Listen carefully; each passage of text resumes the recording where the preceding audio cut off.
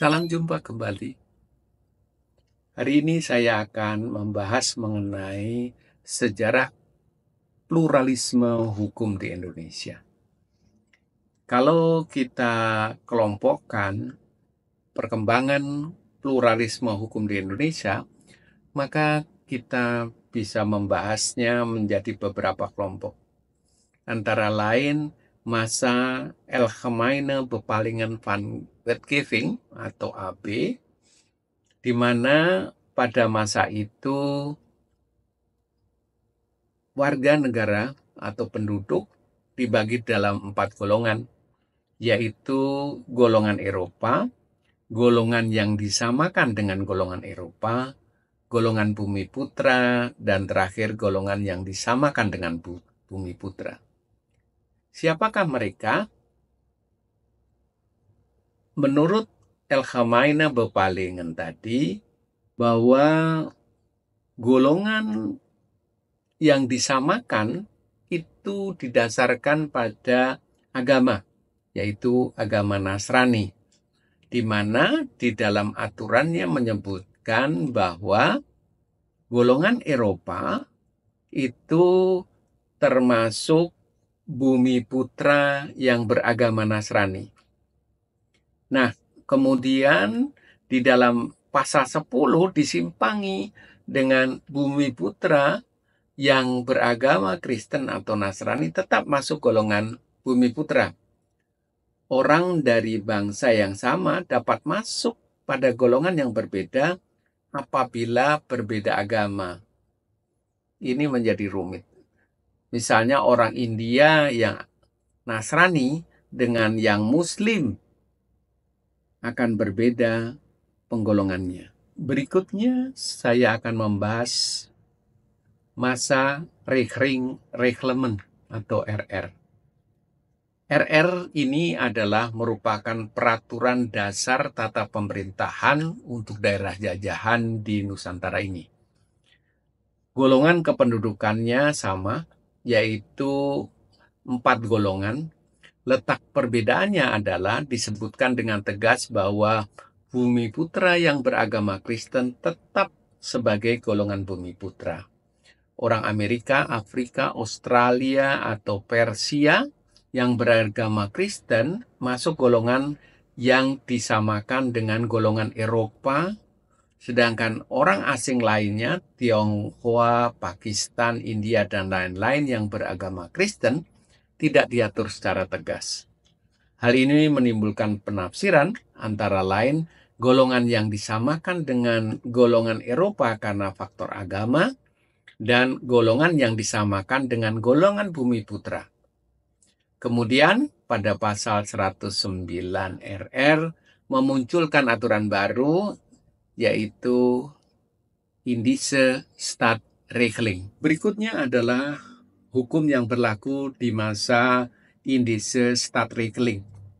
Terdapat 3 golongan hukum yang berlaku untuk tiap-tiap golongan penduduk, sebagaimana disebutkan di atas, yaitu hukum perdata dan dagang, hukum pidana beserta acara pidana dan acara perdata, kemudian hukum untuk golongan Indonesia asli dan Timur asing jika kebutuhan masyarakat itu memang menghendaki, kemudian orang Indonesia asli dan orang Timur asing sepanjang mereka belum tunduk di bawah aturan bersama dengan orang-orang Eropa.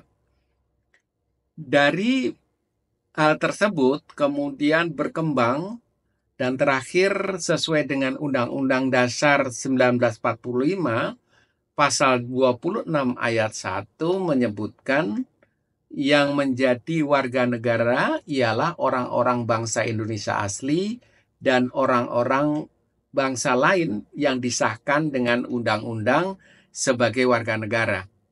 Selanjutnya pasal 27 ayat 1 mengatakan segala warga negara bersama kedudukannya di dalam hukum dan pemerintahan dan wajib menjunjung hukum dan pemerintahan itu dengan tidak ada kecualinya. Berikutnya adalah masa Indische Stadregeling atau sering disebut IS. di mana dalam pasal 163 IS mengatur 3 golongan penduduk, yaitu golongan Eropa, golongan Bumi Putra, dan golongan Timur Asing.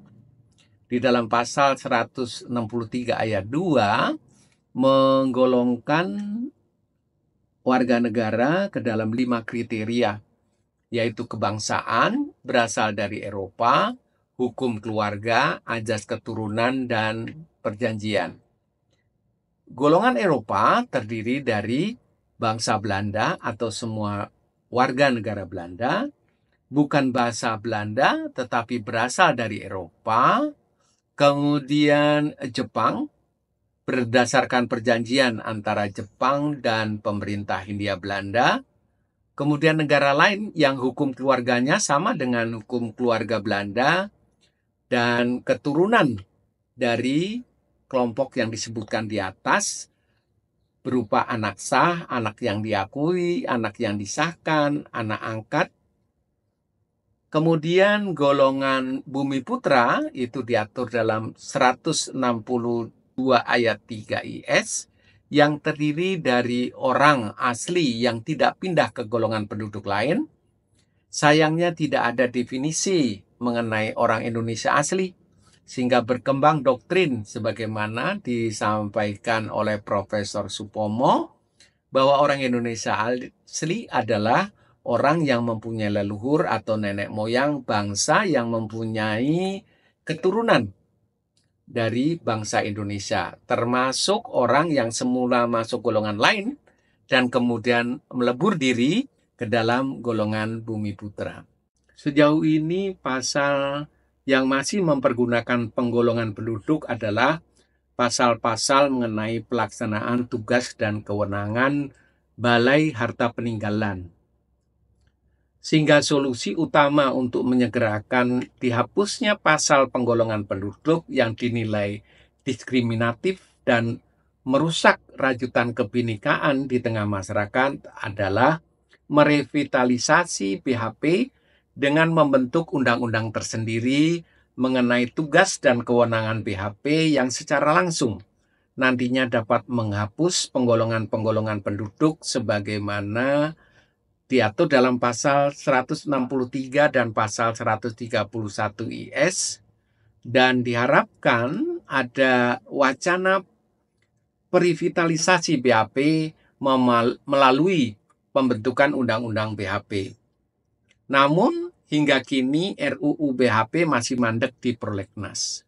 Pada tahap harmonisasi pemrakarsa, yaitu Kementerian Hukum dan HAM, dan tidak diketahui alasan mengapa RUU yang sifatnya cukup krusial ini tidak segera dibahas dan diundangkan.